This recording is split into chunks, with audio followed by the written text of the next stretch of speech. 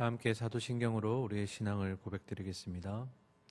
전능하사 천지를 만드신 하나님 아버지를 내가 믿사오며 그 외아들 우리 주 예수 그리스도를 믿사오니 이는 성령으로 잉태하사 동정녀 마리에게 나시고 본디오 빌라도에게 고난을 받으사 십자가에 못 박혀 죽으시고 장사한 지 사흘 만에 죽은 자 가운데서 다시 살아나시며 하늘에 오르사 전능하신 하나님 우편에 앉아 계시다가 저리로서 산 자와 죽은 자를 심판하러 오시리라.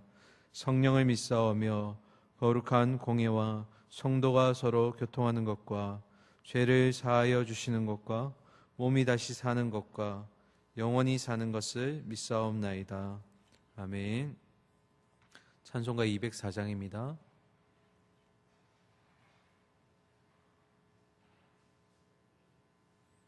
찬송가 204장 찬양 드리겠습니다.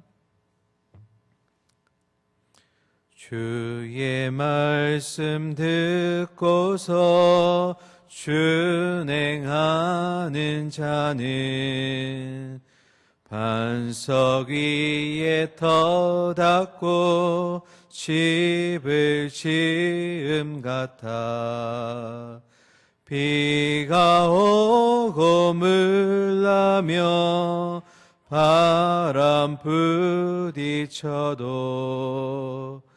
반석 위에 세운 집 무너지지 않네. 잘 짓고 잘 짓세 우리 집 잘 짓세. 만세 반석 위에다 우리 집 잘 짓세.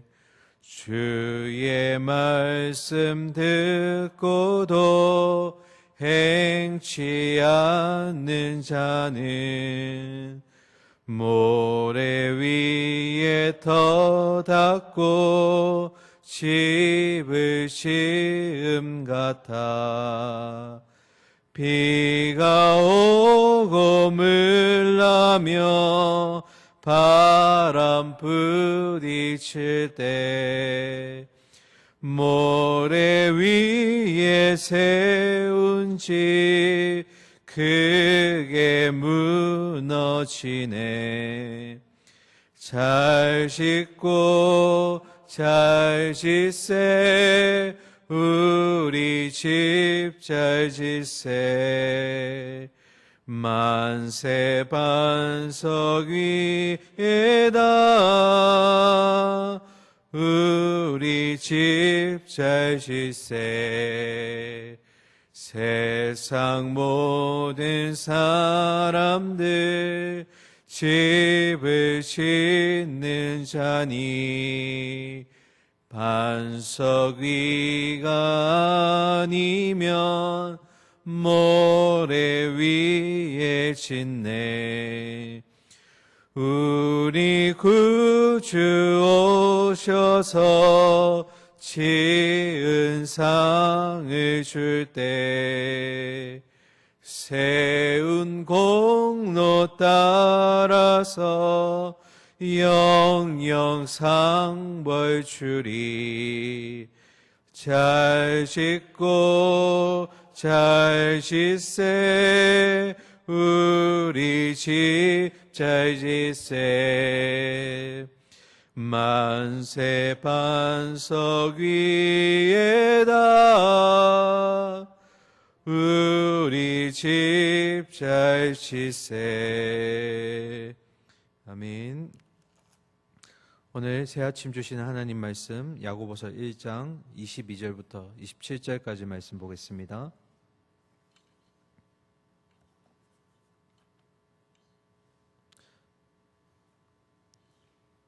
신약성경 야고보서 1장 22절부터 27절까지 말씀입니다.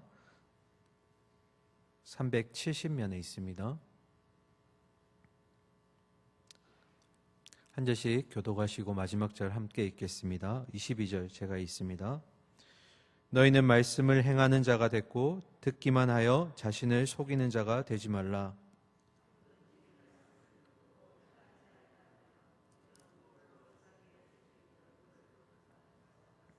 제 자신을 보고 가서 그 모습이 어떠했는지를 곧 잊어버리거니와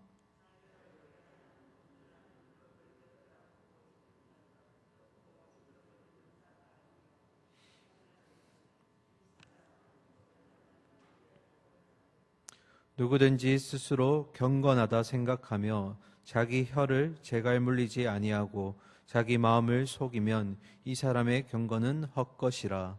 하나님 아버지 앞에서 정결하고 더러움이 없는 경건은 곧 고아와 가부를 그 환난 중에 돌보고 또 자기를 지켜 새 속에 물들지 아니하는 그것이니라. 아멘. 할렐루야. 네. 우리에게 주신 새 아침에 우리가 말씀의 반석 위에 굳건히 서기를 소망합니다. 지난 시간까지 우리가 21절까지 보았는데요. 말씀 한 구절만 잠깐 우리가 되새기고 오늘 본문 보도록 하겠습니다. 21절에 보시면 너희 영혼을 능히 구원할 바 마음에 심어진 말씀을 무엇으로 받으라고요? 온유함으로 받으라고 했습니다.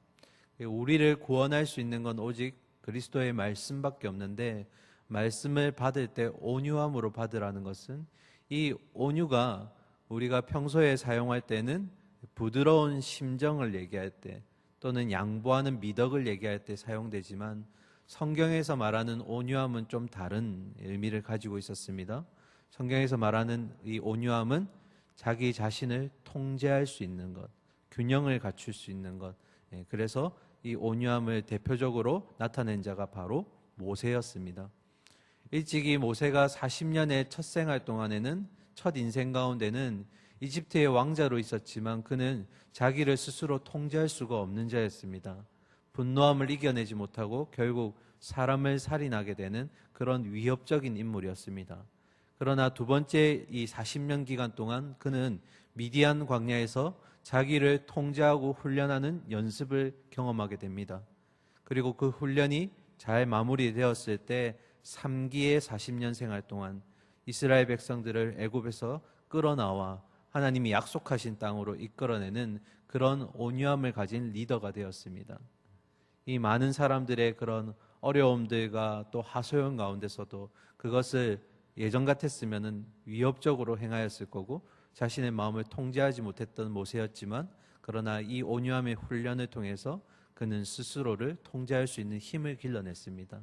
야고보서의 말씀에 빗대어 볼 때 결국 온유함이라는 것은 들음과 행함의 균형을 갖추고 그리고 내가 어떤 상황이 일어났을 때도 마음을 스스로 통제할 수 있는 그런 상태, 그것을 바로 온유함이라고 표현했습니다. 오늘은 특별히 말씀을 행하는 자와 그리고 말씀을 듣기만 하는 자가 어떻게 차이가 있는지에 대해서 야고보가 좀 깊이 있게 말씀을 기록하였는데요. 우리 본문을 통해서 두 사람의 차이를 한번 보도록 하겠습니다. 22절 말씀 함께 읽겠습니다. 너희는 말씀을 행하는 자가 되고 듣기만 하여 자신을 속이는 자가 되지 말라. 아멘. 말씀을 행하는 자가 되어야 된다고 했습니다. 결국 하나님의 말씀은 우리가 그냥 단순히 알기 위해서가 아니라 듣고 순종하기 위해서 배운다라는 것입니다.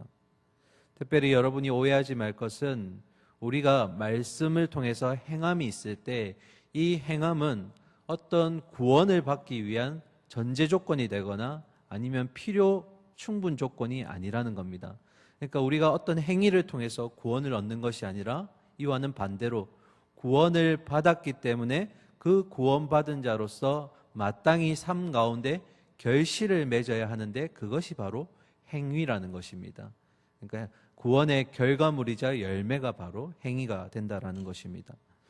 그런데 말씀을 듣고 행하는 자가 아니라 말씀을 듣기만 하는 자도 있다고 합니다. 그래서 22절에 듣기만 하는 자는 결국 자기 자신을 속이는 자라고 하였습니다. 이것을 우리는 자기 기만이라고 하죠. 성경에서 말하는 자기 기만은 단순히 나 자신을 속이는 의미가 아니라 성경 지식을 아는 것이 그것으로 전부인 것처럼 만족하는 사람, 행함이 없는 사람을 바로 자기 기만, 자기를 속이는 자라고 지금 말하고 있는 것입니다. 우리는 지식과 지혜가 다르다는 것을 성경에서 보고 배웠습니다. 지식은 말씀에 대한 깨달음, 그리고 내 안에 어떤 일어나는 통찰력을 얘기하는 것이지만, 그것이 지혜가 되기 위해서는 그런 말씀에 대한 깨달음이 동시에 삶 가운데 순종의 태도로 동반되어야 되는 것이 바로 성경에서 말하는 참 지혜였습니다. 그러니까 우리 안에 말씀이 그냥 감동으로만 남고 감동으로만 있게 되는 것은 지혜가 아니라 그냥 지식일 뿐입니다. 야고보가 강조하는 것은 바로 이런 말씀이 우리의 삶에 순종으로 흘러나가는 지혜의 행함이 있어야 된다는 것입니다. 오늘 새벽에 나오신 우리 성도님들 들은 말씀이 우리의 손과 발로, 그리고 우리의 입으로 순종의 태도로 삶으로 행함이 있기를 소망합니다. 이 행함은 야고보가 굉장히 많이 강조를 했지만, 그러나 성경의 면밀히 곳곳을 찾아보면 이 행함은 어디에서든 강조되고 있습니다. 대표적으로 세 가지 예만 보도록 하겠습니다. 모세와 이스라엘 백성 간의 대화에서 나타납니다. 출애굽기 24장 3절에 보시면 모세가 와서 여호와의 모든 말씀과 그의 모든 율례를 백성에게 전하매 그들은 이스라엘 백성입니다. 그들이 한 소리로 응답하여 이르되 여호와께서 말씀하신 모든 것을 우리가 준행하리이다. 행하겠다라는 것입니다. 이어서 바울도 로마서 2장 13절에 이렇게 말하였습니다. 하나님 앞에서는 율법을 듣는 자가 의인이 아니요 오직 율법을 행하는 자라야 의롭다 하심을 얻으리니. 마지막으로 예수님도 이 땅에 오셔서 행함에 대해서 강조하셨습니다. 누가복음 11장 28절에 예수께서 이르시되 오히려 하나님의 말씀을 듣고 지키는 자가 복이 있느니라 하시니라. 마지막으로 마태복음 7장 26절과 27절에 나의 이 말을 듣고 행하지 아니하는 자는 그 집을 모래 위에 지은 어리석은 사람 같으리니 비가 내리고 창수가 나고 바람이 불어 그 집에 부딪힘에 무너져 그 무너짐이 심하니라. 아멘. 오늘 우리가 했던 찬양과 똑같죠? 우리가 어디 위에 반석을 세워야 된다고요? 말씀 위에. 말씀이 없는 모래 위에 세울 때 비바람이 몰아치면 그냥 흔들리는 정도가 아니라 집이 무너진다라고 얘기했습니다. 그만큼 말씀에 대한 행함은 너무나 중요한 것이고 예수님에 대한 순종의 모습인 것입니다. 조금 더 구체적으로 보도록 하겠습니다. 첫 번째, 말씀을 듣기만 하는 자는 어떤 자인가? 23절과 24절 보겠습니다. 누구든지 말씀을 듣고 행하지 아니하면 그는 거울로 자기의 생긴 얼굴을 보는 사람과 같아서 제 자신을 보고 가서 그 모습이 어떠한 것을 곧 잊어버리거니와. 거울에 대한 비유로 야고보가 소개했는데요. 어떻다는 겁니까? 거울을 볼 때는 내가 어디가 헝클어졌는지 어디가 이상한지를 보지만 거울에서 사라졌을 때는 그 모습을 잃어버린다라는 겁니다. 그래서 변화가 없는 모습들. 왜 야고보가 거울에 대한 비유를 했을까? 당시에 이 1세기에 사용되었던 거울은 오늘날 우리가 보는 거울과 많이 다릅니다. 그때 사용되었던 재료가 바로 청동입니다. 청동을 아무리 제조를 깨끗하게 하고 선명하게 하더라도 청동이라는 그 재질 자체 때문에 거울을 보기는 하지만 자세히 면밀히 보지 못하면 우리 얼굴이 흐릿흐릿하게 보이는 겁니다. 그러니까 이 청동 거울을 바라볼 때 내 자신을 정확하게 바라보려면 자세하게 면밀히 훑어봐야 된다는 겁니다. 그런데 지금 말씀을 듣기만 하는 자는 어떻다는 겁니까? 거울을 바라볼 때 쓱 한번 쳐다보고 지나가 버리니까 내가 거울에서 보았던 그 모습조차도 흐릿흐릿하고 그리고 그 모습조차 잊어버리기 때문에 까먹어 버린다는 겁니다. 말씀을 듣는 자가 그렇다는 겁니다. 오늘날로 말하면 설교 말씀을 들을 때는 마음속에 깊이 간직하지만 그러나 삶으로 돌아갔을 때는 그 말씀이 우리의 삶에 전혀 반응이 없고 오히려 낙심과 근심과 어떤 그런 마음들이 말씀을 이겨내고 말씀의 자리를 빼앗아 버린다라는 것입니다. 말씀을 듣기만 하는 자는 순간의 깨달음이 있을지는 모르지만 그러나 그 깨달음조차 결국 잃어버리게 되고 결국 그에게 아무런 도움도 변화도 주지 못한다는 것이 이 거울 비유의 목적입니다. 근데 우리가 조금 하나 더 살펴볼 것은 23절에 보시면 거울로 자기의 생긴 얼굴을 보는 사람이라고 했습니다.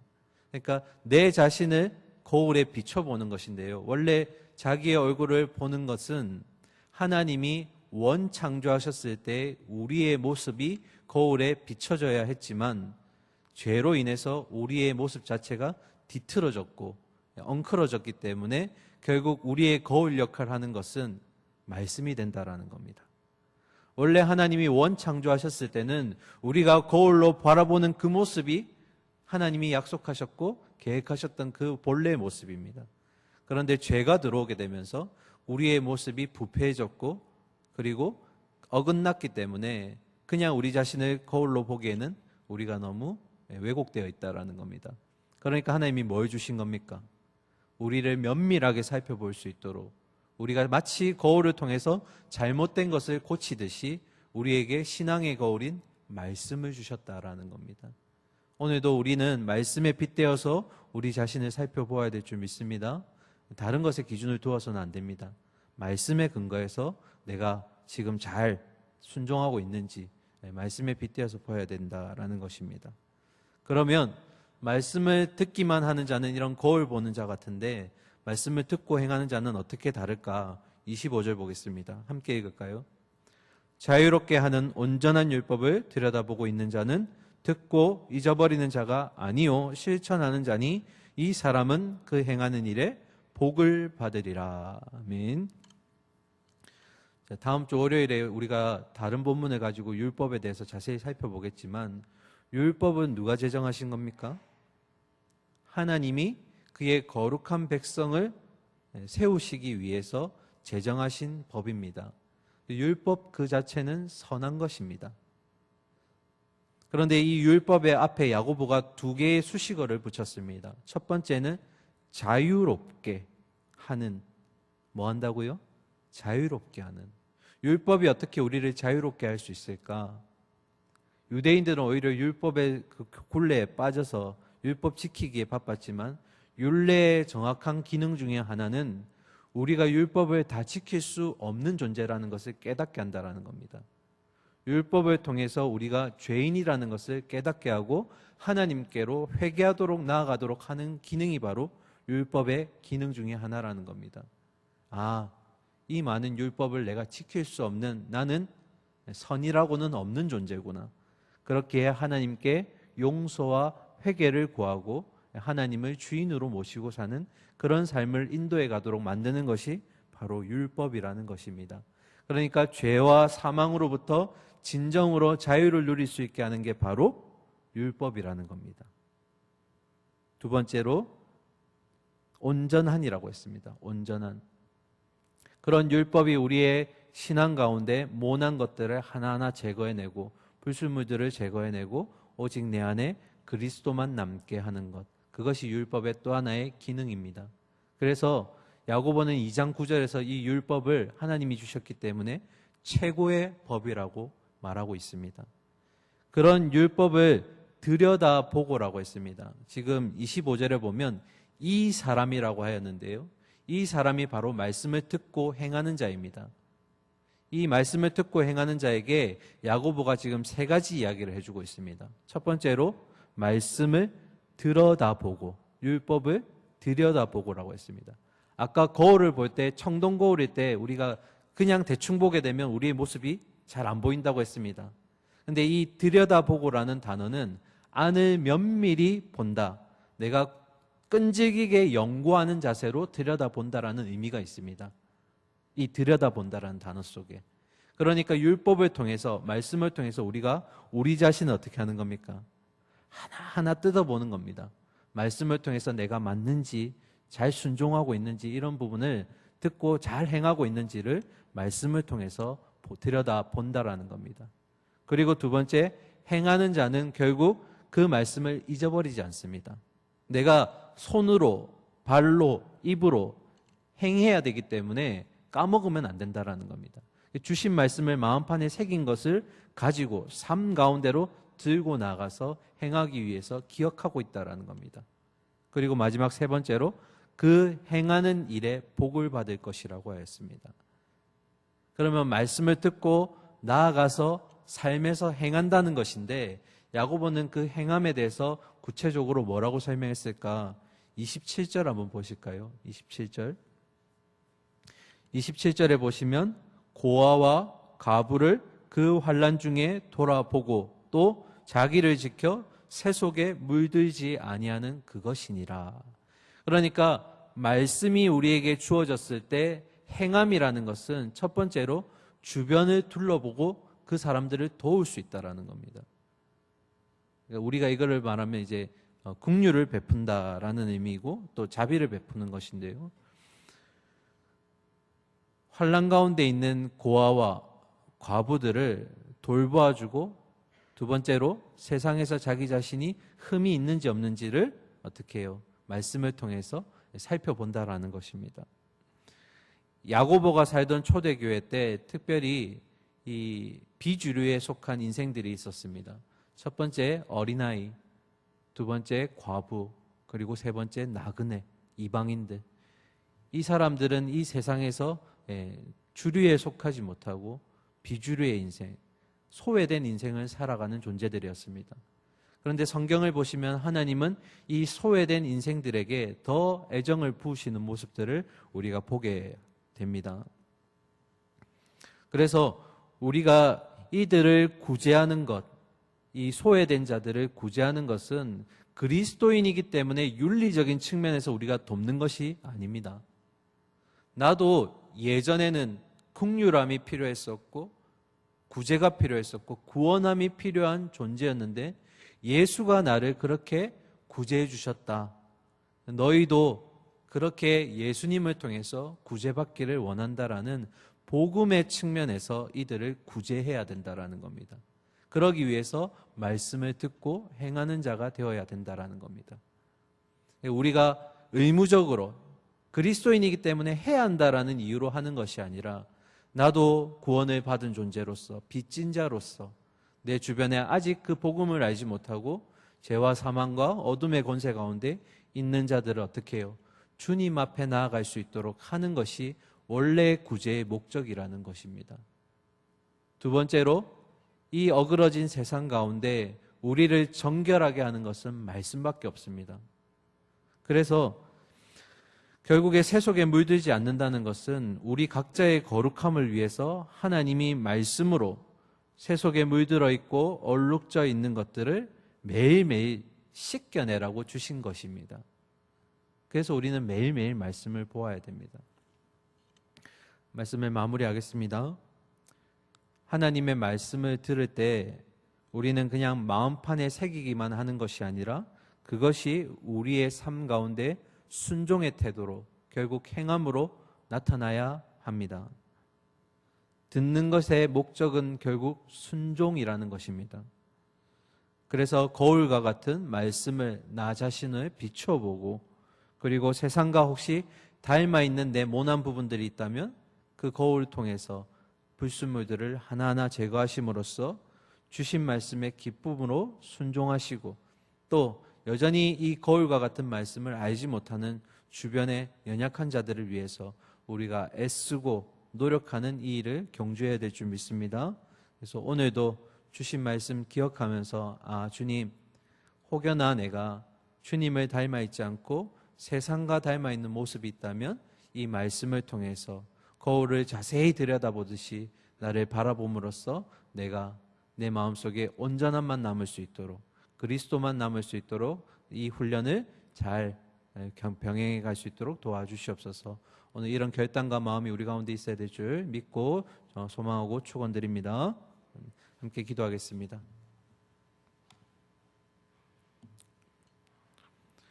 사랑과 공의 하나님 아버지, 우리에게 말씀을 주셨습니다. 거울과 같은 말씀을 주심으로써 우리는 우리의 모습이 어디가 뒤틀어져 있고 또 고쳐야 되는지를 바라보게 됩니다. 특별히 말씀을 주신 이유는 우리가 순종의 삶을 경험하게 하도록 하기 위한 장치임을 믿습니다. 하나님, 이 말씀 통해서 우리의 삶 가운데 세상과 닮아 있는 모습들이 있다면 제거해 나가게 하시고, 온전함을 향해서 열심히 훈련받고 연단받는 우리 새벽의 성도들, 우리 동부의 성도들 되게 하여 주시옵소서. 여전히 기준이 없고 가치가 없는 세상 가운데 살아가고 있습니다. 가치를 붙들고 있지만 그 가치조차 유한한 것들임을 고백합니다. 우리는 사라지지 않을 영원한 소망 되시는 예수 그리스도를 우리의 참 가치로, 참 소망으로 품게 하여 주시고, 그 예수 그리스도를 따라 쫓아갈 수 있는 우리 모습들이 되게 하여 주시옵소서. 오늘 하루 주심에 감사드립니다. 하나님, 우리의 삶 가운데 말씀들이 잘 녹아서 흘러갈 수 있기를 소망합니다. 어디에 있든지 내가 하나님의 기름 부음 받은 자로서 살고 있다라는 것, 말씀대로 살아야 된다라는 것을 꼭 기억하게 하시고, 우리의 손과 발로 또 입으로 우리의 생각과 모든 가치관이 주님을 향해 있게 하여 주시옵소서.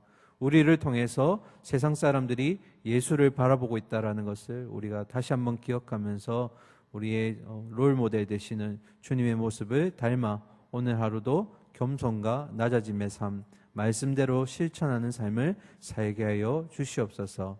살아계신 예수 그리스도의 이름으로 기도드립니다. 아멘.